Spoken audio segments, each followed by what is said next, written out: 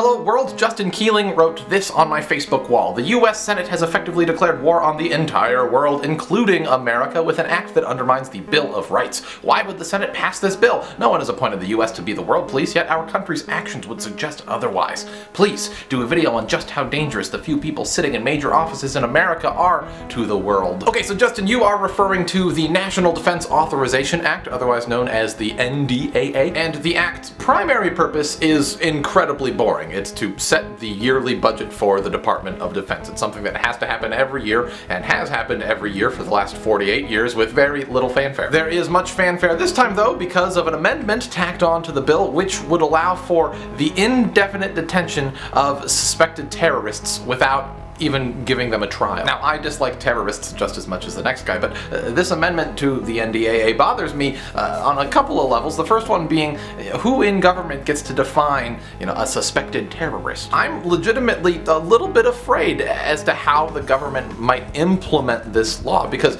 politicians since 9/11 have shown an incredible willingness to throw around the term terrorism, reference 9/11, for their own political gain. The political definition of terrorism is an ever-expanding thing. Just last week, and I'll put a link in the description to an article talking about this, police in London sent a letter to business owners, local business owners, that grouped those participating in the Occupy London protests in the same category as terrorists. Those who are opposed to this amendment to the NDAA, I think, have every reason to worry that should it pass, those in government might use it for dealing with more than just national security threats, but also dealing with those who might be simply politically inconvenient. Now, I would like to think that those who support this amendment are supporting it with the best of intentions, that they legitimately want to use it to fight terrorism, but they're not exactly offering us a whole lot in the way of reassurance. Despite a huge outcry from the blogosphere and just general public confusion, Congress continues to hold meetings in secret about this. There's another link in the doobly-doo to a story about that. And even if those who support this amendment do have the best of intentions,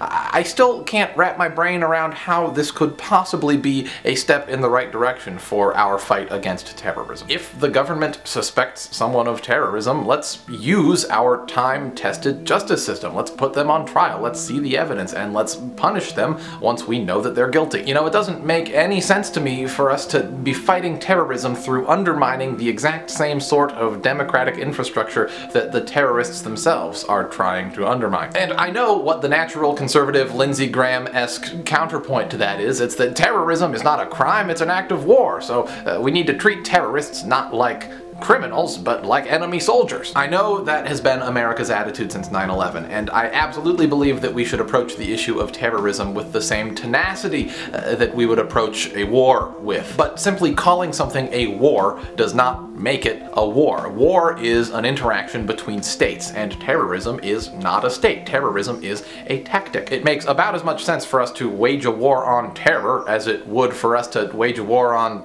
say, grenade launchers. I know that the word crime may not be on par emotionally with what we feel when we remember, the towers burning and thousands of innocent people dying. But the fact of the matter is that terrorism is not an enemy to be defeated. Terrorism is a crime to be prevented. I mean, yeah, it's an incredibly dangerous and heinous crime, but a crime nonetheless. Who we should be going after for terrorism prevention is not nearly as cut and dried as who a soldier should be going after on a battlefield, and to pretend that it is that cut and dried is dangerous. Any justice system that assumes it's perfect, that assumes it's always correct, that doesn't give the accused a trial, endangers the innocent to an absolutely unacceptable degree. Now, let's play some chess.